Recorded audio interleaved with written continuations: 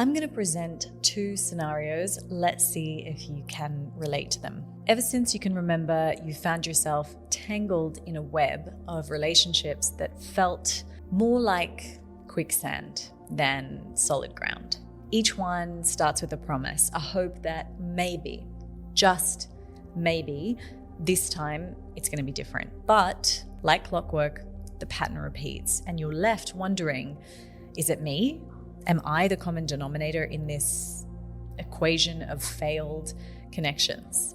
Now, at the core of all of it is this kind of relentless anxiety, a kind of emotional echolocation where you're constantly sending out signals, desperately hoping for a reassuring echo to come back. You're a giver, you're kind, you're sensitive to your partner's needs, and somehow it's just not reciprocated no matter how hard you try. And the loss isn't just the person, right? It feels like a piece of yourself, a chunk of your own heart, and that fear that you'll never get back that piece of your heart. Now, in the mirror, you see someone who craves closeness and fears abandonment with the same intensity.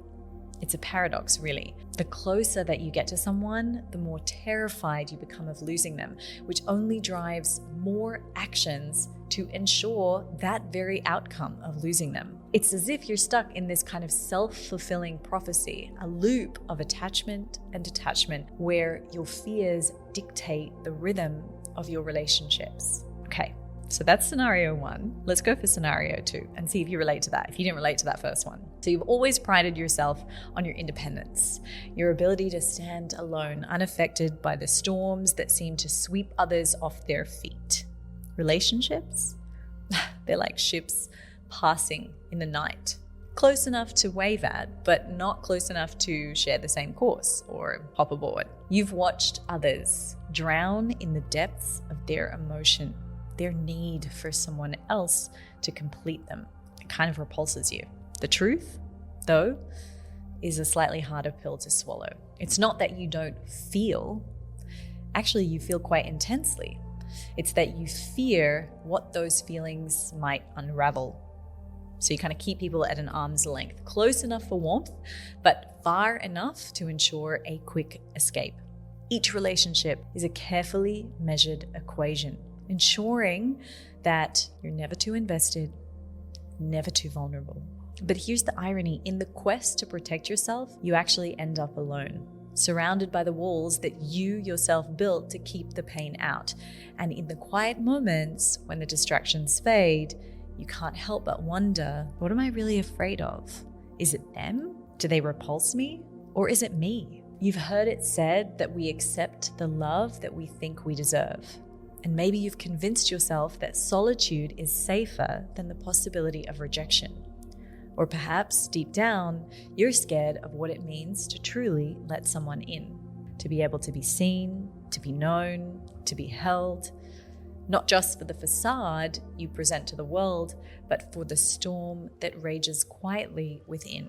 Now, if you can relate to any of those scenarios, this podcast is for you. If you grew up in a home where love was inconsistent, or maybe your family was loving, but they were just busy.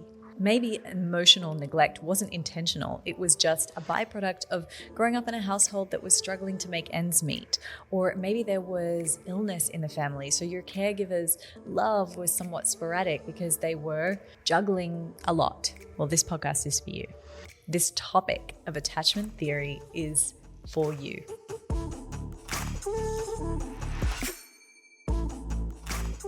Now, originally, this was actually going to be a single episode on attachment theory and how it interacts with our health, both physical and psychological.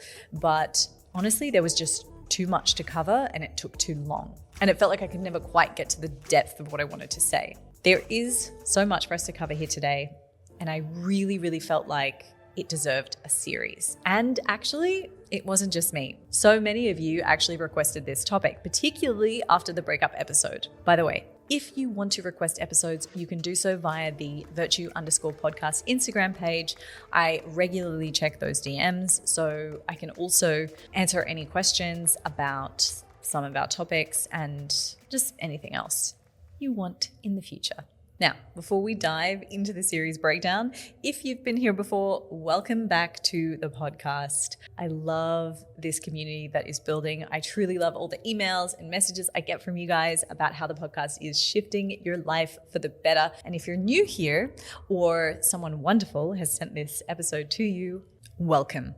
This podcast is ever evolving, but I break down the science of important health topics using a biopsychosocial lens so that we address wellness from all angles. But most of all, the aim of this podcast is always to provide you with evidence-based health strategies that you can apply to your life today. Like literally, when you finish this podcast, I want you to be able to walk away with something that is tangible, that will change and enhance your routine or approach to life today. So with all that said, we should probably have a look at today's roadmap and the roadmap for this exciting, romantic, enchanting, saucy, dramatic attachment theory series.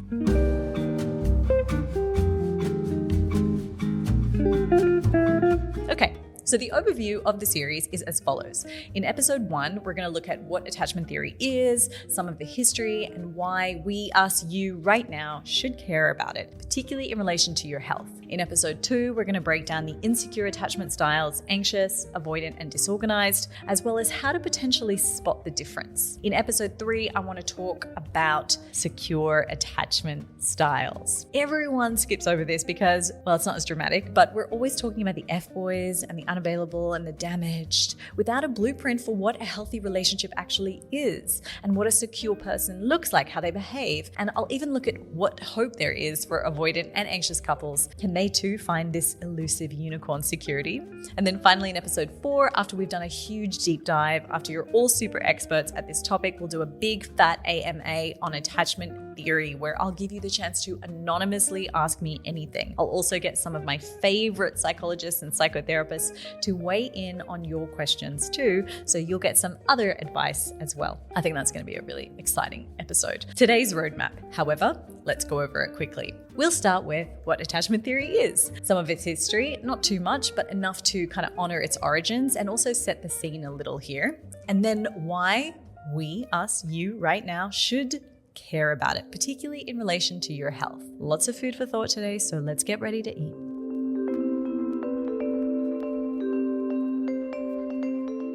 Okies. Attachment theory is like the science of bonding, explaining how we form close relationships starting from when we're babies. Now, it says that the main way that our parents or primary caregivers treat us when we're little, like if they hug us when we cry or ignore us, eventually shapes how we think about ourselves and how we expect others to treat us as we grow up. So these early experiences create something like an invisible guidebook in our heads, a more official term being an internal working model. And these influence how we act in friendships and relationships, what we think we deserve, and how we deal with emotions and problems without others throughout our lives. So some key concepts within attachment theory include this idea of the secure base. Basically, this is the notion that the presence of a primary caregiver provides a child with a sense of security that makes it possible for them to explore the world. The caregiver acts from a base of security from which the child can venture out and to which they can return. Now, when I first read about this, I really thought about this in the context of children and it made sense, but I couldn't really apply it to adult relationships. But if you've had access to both types of relationships, think about the difference between your sense of freedom when you were in a secure relationship versus when you were in a really unsafe or insecure relationship. Like, I don't know about you, but for me, I'm almost a different person when I'm in a secure relationship. I don't spend 24/7 ruminating on every word and behavior shared between myself and my partner. Instead, I feel safe enough to freely be me, not the me that's concerned or worried about when my partner will eventually leave. So in a secure relationship, because my thoughts aren't overly consumed with relationship stuff, I have the freedom to spend that bandwidth on myself or something else. Does that make sense? Like, can you relate to that? If you take a moment to think about your recent relationships, did they feel safe? And if they didn't, how did that change the behavior in your sense of freedom or even self-focus? Now, another key concept are the attachment behaviors. Now, these are actions such as crying, clinging, following, which are aimed at maintaining proximity to the caregiver. Now, these behaviors are seen as adaptive responses that are evolved to ensure the child's survival by keeping your caregiver close. Now, a really key word here is adaptive. So that we're all on the same page here, adaptive refers to the ability or process through which an individual or species or systems adjust or change their behavior or structure or ways of functioning in response to the changes in their environment or internal conditions. Now, this adjustment enhances survival, efficiency, effectiveness, or maybe even just compatibility with the surrounding conditions. I kind of think knowing that can take the edge off the frustration if your baby is clingy or crying. Actually, I recently found myself using the words witching hour in regards to a time when Ayana is a bit more clingy and cryy, right? Only to realize how unhelpful and kind of mean that language is when describing the hours that my baby is possibly just trying to understand the proximity to both her love, protection,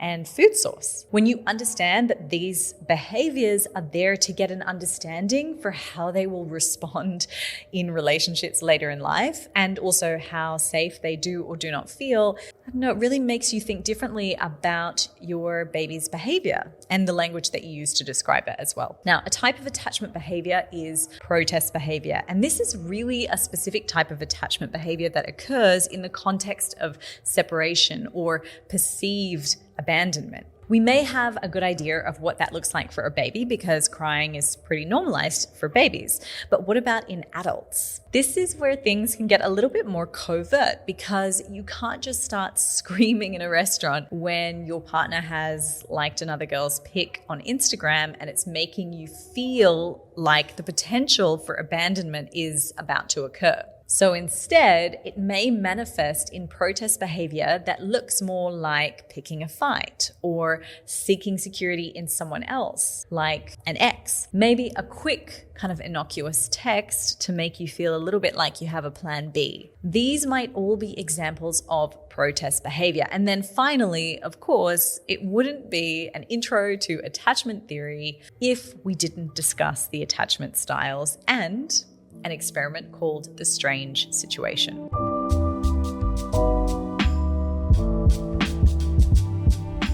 So John Bowlby's work, further developed by Mary Ainsworth through her strange situation procedure, identified different patterns of attachment behaviors, which led to the classification of several attachment styles. And I would really recommend looking up that particular experiment. You can watch footage of it. Now, a secure attachment, which is characterized by trust, a balance of dependence and independence, and a positive view of oneself and others. And then we have the insecure attachment styles. You've got anxious, preoccupied attachment, which involves anxiety about being abandoned, a kind of high need for closeness and dependency.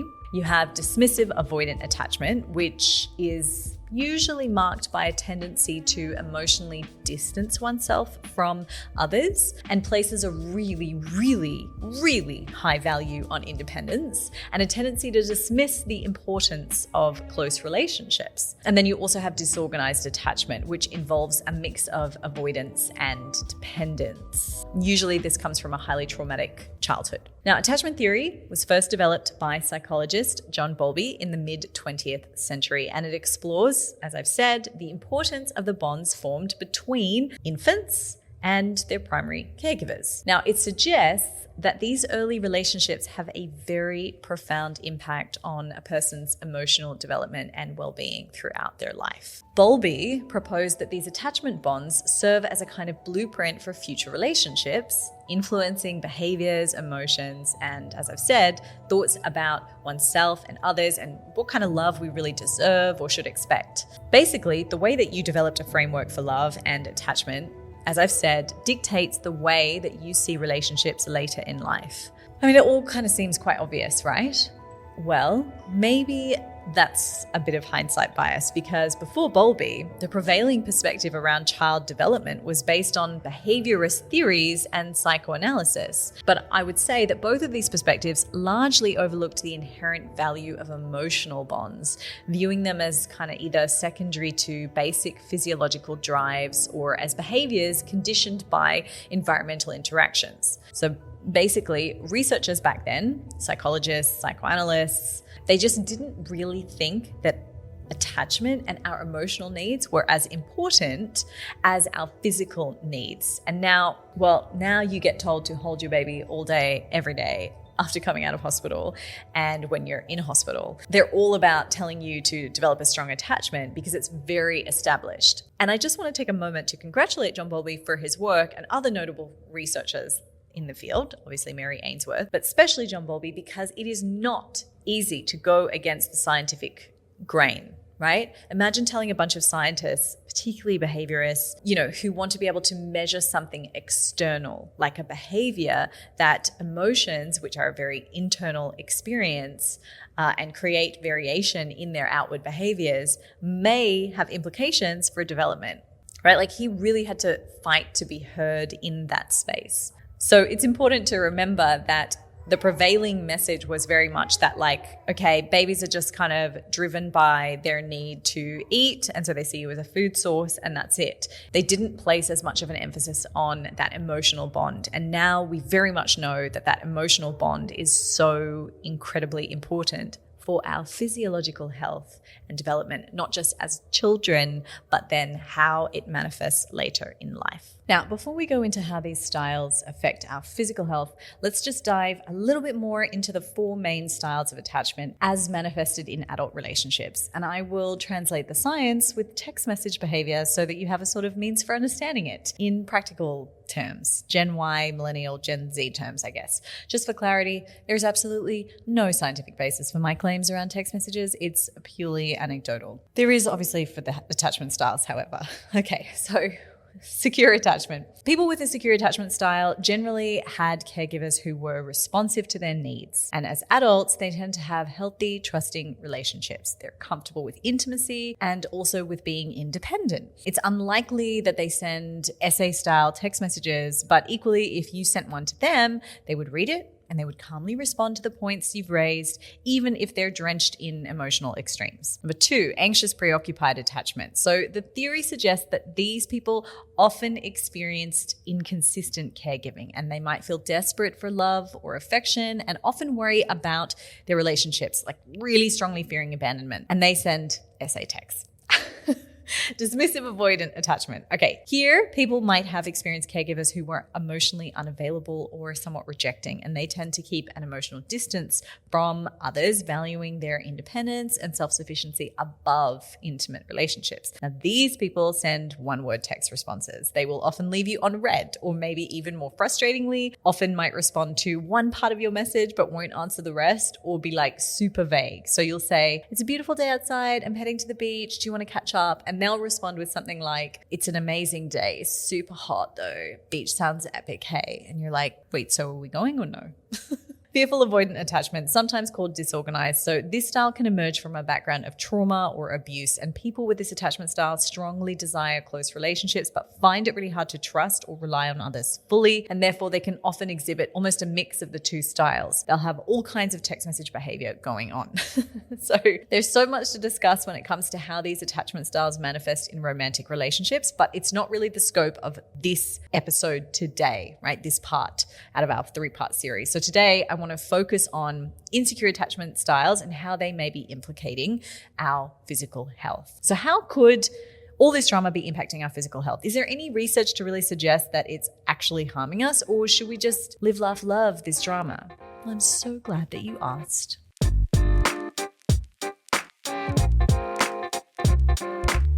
Okay, research on attachment theory has expanded to examine the implications beyond emotional and social development, including physical health outcomes. Yay! So numerous studies have suggested that attachment styles can really heavily influence stress regulation, immune system functioning, and susceptibility to physical illness. For instance, secure attachment is often linked with better stress management and healthier behaviors, which can lead to obviously improved physical health outcomes, or at least isn't causing drama that takes away from your physical health. Frustratingly, anxious attachment style may be associated with high levels of stress, which obviously we know can impact our physical health in a negative way. Now, an anxious attachment style does tend to have a higher sensitivity to stress and a more sensitive stress response, meaning they're often on high alert Obviously, over time, this contributes to the allostatic load I've spoken about in previous episodes. Make sure you listen to those ones. Avoidant attachment styles. Okay, so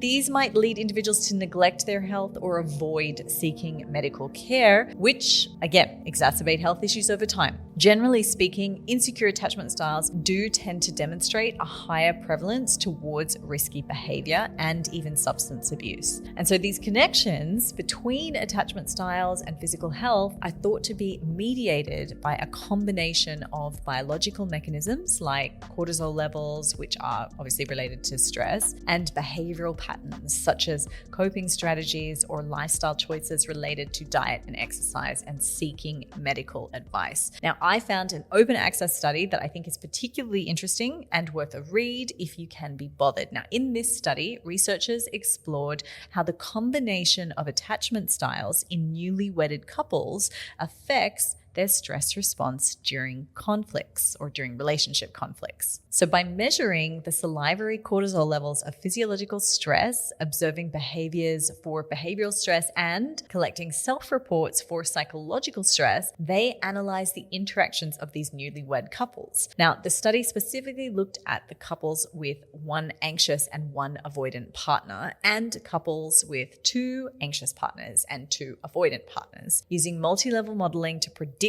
their stress responses. Now, findings actually revealed that couples with an anxious wife and an avoidant husband experienced significant physiological stress reactions before conflict discussions, marked by very sharp increases and then decreases in cortisol levels.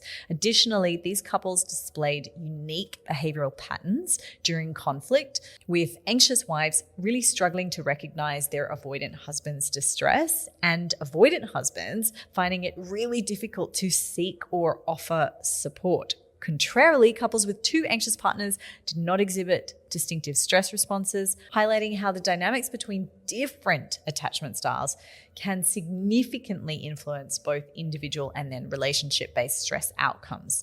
So basically, if you're anxiously attached and you come together with an avoidant attached partner, you're going to respond and your nervous system is going to respond very differently to when you're with someone else who is anxious or someone else who is secure. Now, the problem here is that often we're most attracted to that opposite side. Now, interestingly, there are many psychology professionals out there who have theories to explain why people with anxious attachment styles and those with avoidant attachment styles often find themselves in relationships together, despite this kind of very apparent mismatch in their needs and behaviors. So this phenomenon is sometimes referred to as the anxious avoidant trap. Now, I did look for evidence to support this phenomenon, but I couldn't find any now. That doesn't mean that it doesn't exist.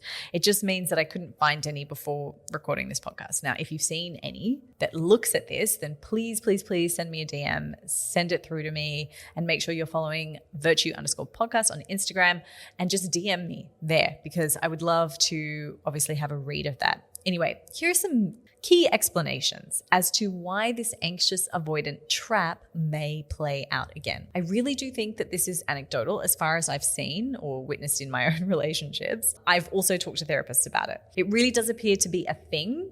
I won't spend too much time on it, but I do kind of want to take a little side trip here to talk about some of these theories about why the anxious and avoidant always find each other. So we've got pursuit and withdrawal dynamics. Anxiously attached people, we often seek closeness and reassurance. We exhibit behaviors that kind of really push for intimacy. And avoidantly attached individuals, on the other hand, kind of value independence and are prone to withdrawing when they feel too close or smothered. And this creates this cycle of kind of pursuit and withdrawal that can really perpetuate the relationship dynamic, with each person's behavior triggering the other person's attachment style. There's also a sort of reinforcement of beliefs. Like anxiously attachment people, they often have a fear of abandonment, right? And a belief that they must work really, really hard to keep their partner's attention. Now, On the other hand, avoidantly attached individuals tend to believe that true independence is necessary and that others are just like not really that reliable. And so these relationships reinforce these beliefs. The avoidant partner's withdrawal confirms the anxious partner's fears of abandonment, and the anxious partner's pursuit and protest behavior, and sometimes even manipulation, validates the avoidant partner's belief in the need for independence and the unreliability of others. Now, in addition to this, you've also got familiarity and comfort in known dynamics, right? So people tend to gravitate towards relationship dynamics that feel familiar, even if they're not healthy. If this is what you grow up in a family, then it's highly likely that you're going to kind of seek that out and feel a sort of weird comfort in the normality of that experience. Okay, and this has to be one of my favorites: misinterpretation of emotional intensity as compatibility. So that cycle of pursuit and withdrawal can create a sense of emotional intensity and drama that some of us, definitely not me, not ever, like as if I ever would misinterpret that, might mistake the highs and lows for this kind of like passionate, deep emotional connection. Actually, you know what? I blame Hollywood for this, or Disney. But essentially, when you're going through that kind of undulating experience with someone, it can really ramp up the intensity and really make you feel as though, oh yeah, this must be love. This has got to be love. And it really is mistaking that emotional intensity for love, which it just is not healthy.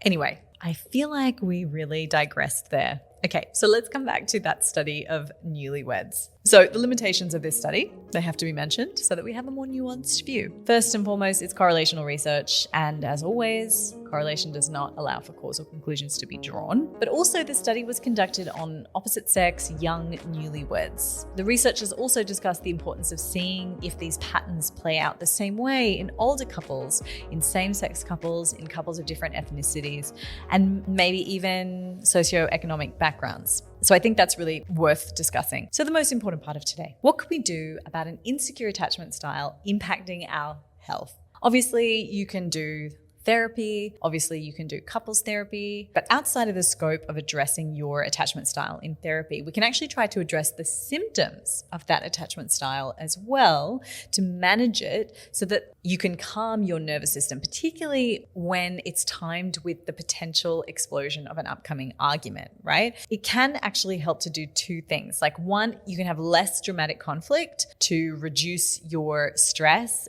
and that will help you to make better decisions in the relationship. But it can also lower the stress of that acute response, and that will also have a sort of long-term effect, right? So one technique that you've definitely heard of many times before, but probably not in the context of timing it with arguments or conflicts, is just simply a deep breathing exercise. So my recommendation is to do this sort of exercise prior to sending out a text message to your partner, or if you're about to engage in some protest behavior, like starting a fight, then just pause and take a breathing exercise that helps to calm your nervous system. And this is something of a rule that you can make to complete before engaging in those sorts of behaviors. So the second you feel like sending that long, angry message to your partner, for example, who you think is avoiding you because they haven't responded to your texts for a few hours, try the 2x1 breathing technique, whereby you take a deep breath in for 3 counts, followed by a light pause, and then a 6-second exhalation. So you would do this for a minimum of 10 rounds, and then take notice of whether you need or want to continue with that message. And you can also combine this with some Socratic questioning. We did some of this stuff with the cellulite episode, so if you have a listen to that and you want to know about what the Socratic questioning is in more detail, have a listen. But just quickly, Socratic questioning is a method of inquiry and discussion, or inquiry and discussion, that involves asking thoughtful, open-ended questions to stimulate critical thinking and uncover underlying assumptions, and really just explore complex, maybe emotional ideas. I find that can be very helpful in regulating the nervous system because it neutralizes your perspective a little, and importantly, it creates the space between feeling and the behavior. Should we do some? So we're back. So I've created a series of questions, 5 for each attachment style. And I think these are some things that would be really beneficial for you to journal on today or this week. Now, if you aren't sure of whether you are insecure or securely attached in your attachment style, then there are some self-report questionnaires that you can take. I will say that some are better than others, and it can be difficult to really determine which one's right for you. I'm going to share a few in the show notes that you could use. Bear in mind that the state in which we take them can sometimes dictate the result. Now, a really good quality self-report questionnaire will be able to kind of override that in a way. But when you're answering these questions, regardless of the test quality, try to think about overarching behaviors, long-term behaviors, repetitive behaviors, rather than, just how you're feeling today. Because if you come at it from a sort of like, I don't know, you're ovulating and you feel great about yourself and you're kind of like, this is great, and blah, blah, blah. Yeah, I'm fine. I'm independent. I'm all good. Then you may get a slightly misrepresented reading on these questionnaires. They're not foolproof. It's very difficult. But I think that you tend to gravitate towards one more than the other in your overall behavior, other than obviously disorganized, in which you'll have a couple, but the questionnaires are designed to pick that up. Okay, so let's start with an anxious, preoccupied attachment. Question number 1. What specific behavior from my partner is making me feel anxious or insecure? Is there evidence that this behavior means what I think it means, or could there be another explanation? What are my underlying fears or beliefs about this situation? How have I reacted to similar situations in the past, and was my reaction helpful or unhelpful? And then finally, what do I think a secure response to this situation would look like, and how can I try to emulate that? And then for a dismissive avoidant attachment style, we've got what is making me want to withdraw from my partner right now? Am I interpreting my partner's behavior as a demand or intrusion? And could there be a different intent or story behind it? What are my core beliefs about dependence and independence in relationships? And are these beliefs always accurate? Have there been times when allowing vulnerability actually improved a relationship situation for me? And if not on that one, then describe a time that it wasn't true for you. So where the opposite was true, where vulnerability didn't improve a relationship. And then you can kind of do some more Socratic questioning around that to kind of unpack like, well, was I making assumptions in this outcome? Was there anything that I could have done to change how I felt, or change my behavior, or shift my behavior? That's just a little extra bonus one for you guys.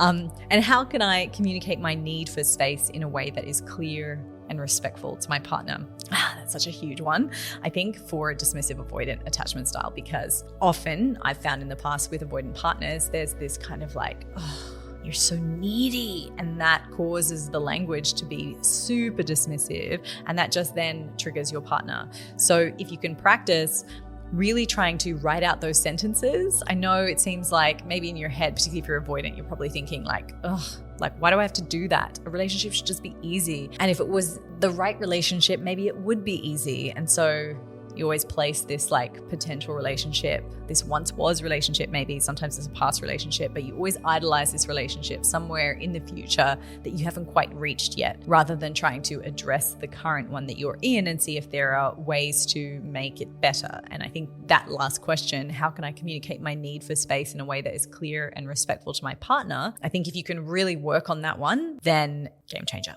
Game changer for the relationship. All right, and then fearful avoidant attachment. What conflicting feelings am I experiencing about my partner's behavior, and why? Am I afraid of being too close or too distant? What past experiences might be influencing these fears? How do I usually cope with these fears? And has this strategy been effective long term? What would I need to do to feel secure in expressing my needs and boundaries to my partner? And how can I seek a balance between intimacy and independence in this situation? I love that last one too. How can I seek a balance between intimacy and independence in this situation? This one particularly applies as well to, I would say, the anxious, preoccupied attachment style as well.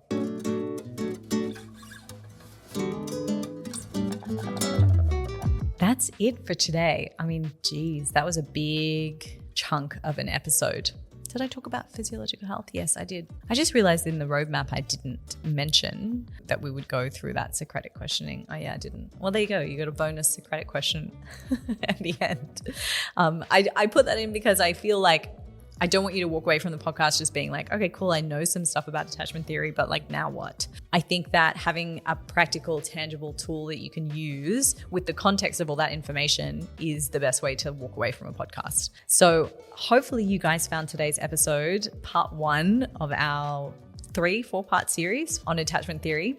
Next episode, we're going to be breaking down in much more detail those different attachment styles, anxious, avoidant, and disorganized, and really how to kind of spot the difference. Remember, in episode 3, we're going to be talking about secure attachment styles. And then finally in that episode 4, we're going to be going through the AMA. So ask me anything on attachment theory. And I'm also going to draw on other psychologists and psychotherapists' help for answering those questions, because you want to get a range of answers there. I do find that the attachment style of the therapist can often play a role in the answer that they give you. As an example, I found that book Attached, which I am always recommending to people, is a little focused on an insecure attachment style. And so the language and the way that they explain to approach problems kind of feels like it's a little bit in favor of a fearful or a preoccupied anxious attachment. And that's not mean to avoidance, but it kind of feels like it's sort of a little bit dismissive of the problems. And like, it's like almost like you should, be more sensitive and be more vulnerable. And then to the anxiously attached, it sort of says, oh, it's a gift. You have a gift to be super sensitive. And look, that really fit my bias at the time. I remember reading it the first time and thinking like, oh, thanks. Yeah, I'm just sensitive. And it sort of prevented me in some way from actually addressing the darker sides of having an anxious attachment style. Because I was just sort of like on this kind of hoity-toity path of, I'm so great, I'm sensitive. It's not anxious, it's sensitive. But at some point you have to take responsibility for the sensitivity that you have. You can't just constantly be blaming your partner for triggering that sensitivity. You actually have to, in many ways, accept that it's there and be able to communicate effectively with your partner about where that is. So I do find that book in particular was very, very focused on sort of praising the insecure attachments, the anxious attachment style, and it didn't call on them to address it as much as I would have liked. So that's why I want to get a number of different opinions on how they may interpret your questions, because an insecurely attached therapist, and okay, just for the record, yes, we could all be like, well, shouldn't they have addressed their attachment styles? Yes, but we're always going to have a skew in some way towards something. It doesn't just change like that. It's an ongoing process. So different people will have different lenses for the way that they interpret your situation, and therefore I think you want a really broad picture on that. So I'm really excited for that episode, but obviously we want to lay down the context, lay down the foundations. And also I just want to get a gauge for what you guys are interested in and whether you find this topic as exciting as I do.